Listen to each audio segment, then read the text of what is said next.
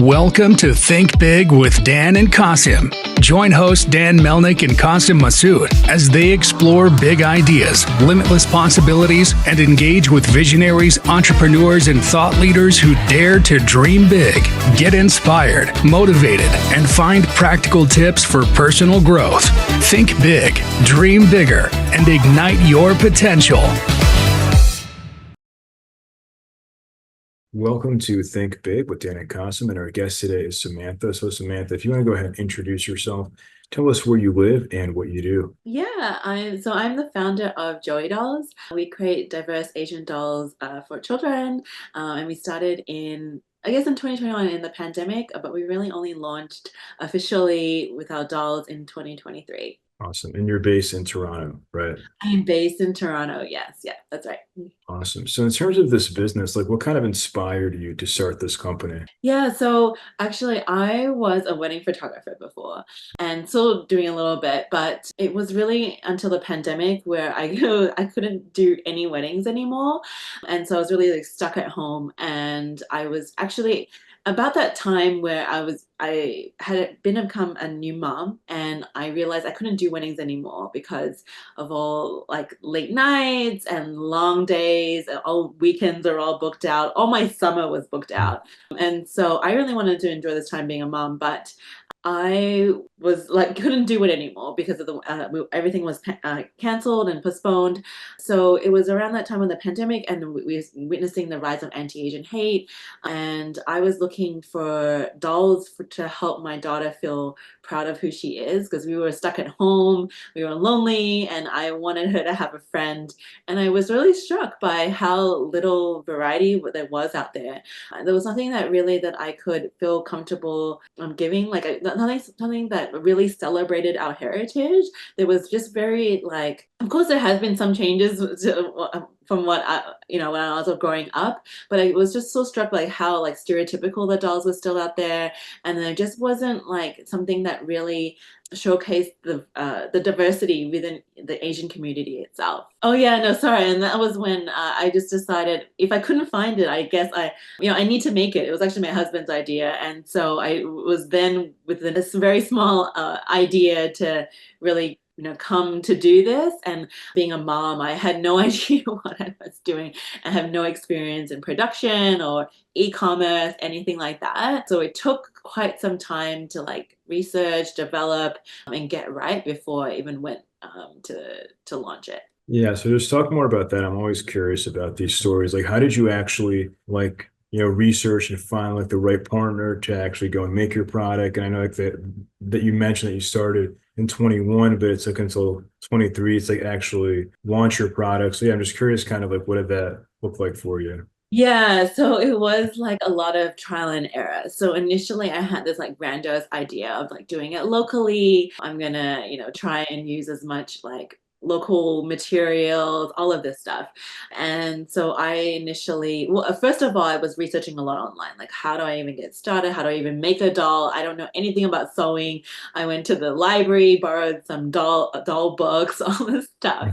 So, and then also a lot of like YouTube videos, stuff like that. But then I decided I would hire like a local doll maker, and she made the pattern for me. And then I was like working with another doll maker who to like make the hair, so we could figure out how to do the hair. But then when it came to like finding skin tones, fabric, especially one that was really culturally accurate, like representative of our Asian heritage, was so difficult to find fabrics. And I couldn't believe how difficult it was to find like even diverse skin tones, different shades of brown and beige and all of that. So that was when I was like, okay, I really have to go overseas to be able to find much more variety of fabrics. That was what I was really looking for, to be representative as much as possible. Awesome. So overseas, so I'm curious, like, where did you find your manufacturer? Did you travel there? Like, how did you kind of find that right partner? Yeah, I wish I could travel there, but of course the pandemic did not make that very possible. So I did everything online. I think I joined like, there was like an online like trade show. It was really funny. It looked like a trade show, but it was like online, and just to like find suppliers that could And I was just like reaching out to as many as possible. And that's how I also found like a manufacturer. I was just online trying to like find the right fit. And it took a number of iterations. Like I had a manufacturer, it didn't work out, but then I learned something, took away something from there, went to another one. So it took 3 times to be able to find the right manufacturer. And then just also because I was so like particular about the quality, because I really wanted when someone would have our dolls that to feel really proud to have a doll because of what it really represented, and what it really meant for their family. So the quality was super important, and that's why it took such a long process to be able to find. But also just like trying to find like recommendations, I think is like the biggest one that it really narrowed down like my search, and be able to trust someone that trust a company that would be able to take on such a large task for me. Yeah. So where is your current manufacturer located? Yeah, so they are in China. So it is good that they were able to like understand like a lot of the details and the quality aspect, and especially when it came to like say something as simple as like the Chinese knot for the Chinese doll. When you're making it for a regular adult, it's easy to be able to hand make that, but to be able to make that in such a tiny, tiny scale, like tiny for a doll. And we had so much pushback on something such as small as that, but I was really, really particular about getting something so small you would think, oh, why don't we just like skip that detail?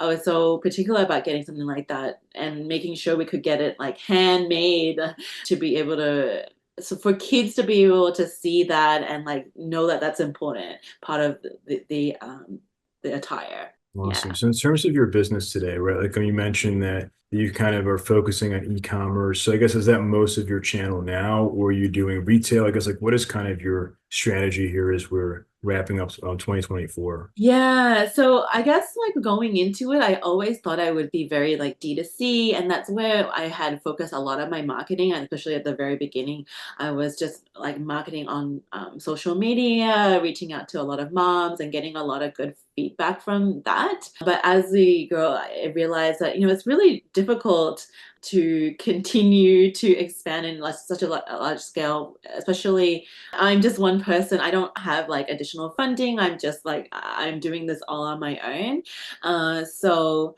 like it has been very helpful to get retail, like wholesale business, to be able to supplement some of that, to keep keep this going and be able to continue to do further development. Like right now we have 6 dolls, and I really want to be able to expand our representation to other cultures within Asia, and that's what we've been all been about. Like not to just have like a 1 doll or 3 dolls or even just 6 dolls. I would hope that we'll be able to represent as many cultures within Asia, to really celebrate our cultures and celebrate that diversity, and then provide that education around the world that we are very diverse and have so many unique stories to tell. And so be able to continue to do additional like production, you need like the cash flow to keep coming in.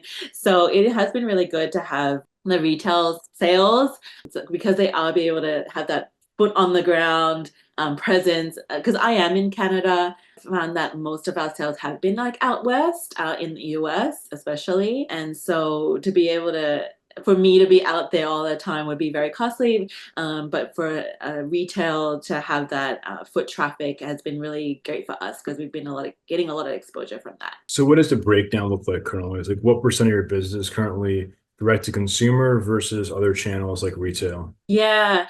So I would say in 2023, it was very small. It was about 5% for retail. And then right now, retail wholesale would be maybe about 20%. And then Okay. probably next year would be a lot. Awesome. So as you said, right, so most of your sales have been here in the US. Obviously the US is like a much larger market. So are you kind of running ads here in the States? Like what has been like your best customer acquisition channel? Yeah, so at the very beginning, I guess, like it has been a little bit of ads, a little bit of just organic, and a lot of also SEO. But I found more and more, like especially this year, when we have gone to do ads, we've been able to reach more and convert more customers.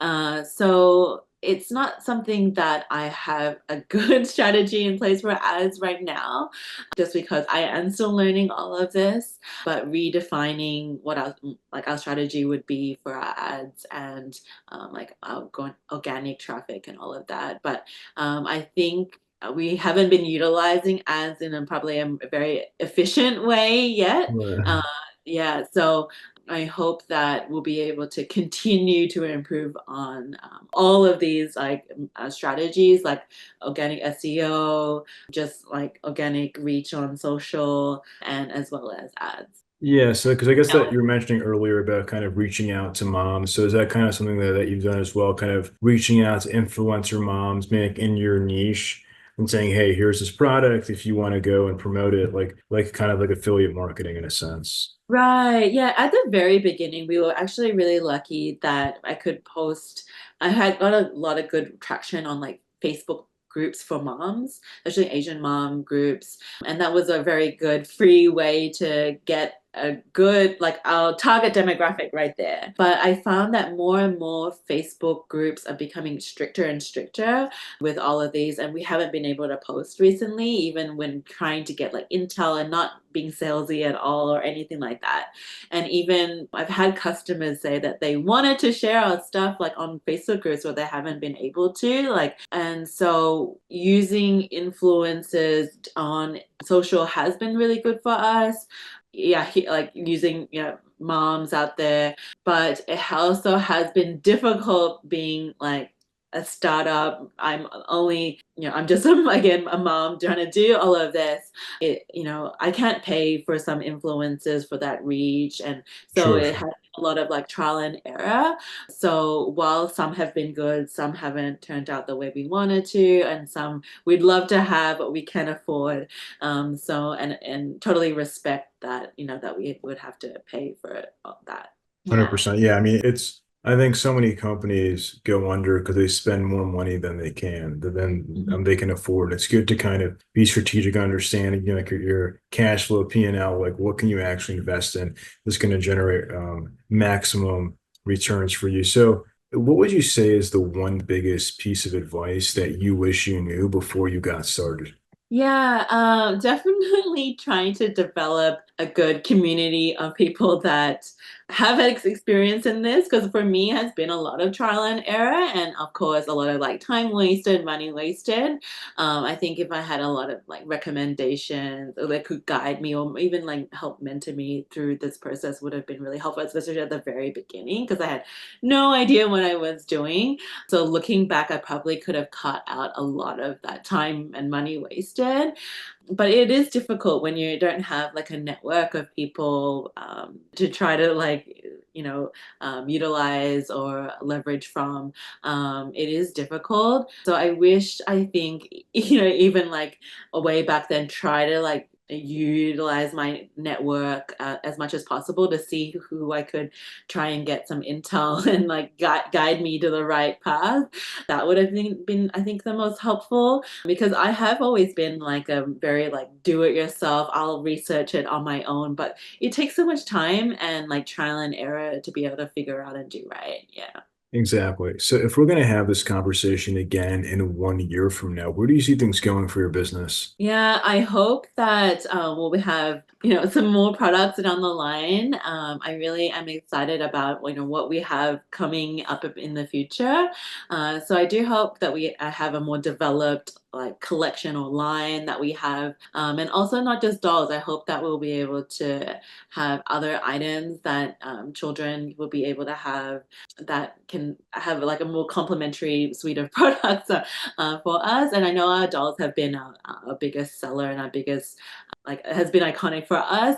But I do hope that we'll be have some other items to complement as well. Awesome. So, if somebody watching this wanted to reach out to you, do you mind sharing your website or social media, or I guess best ways to get in contact? Yeah, so we're just at Joey Dolls, so just JoeyDolls.com. That's JoeyDolls.com. And then similarly on Instagram, Facebook, it's just Joey Dolls. Also on TikTok, not on there so much, but trying to push that channel.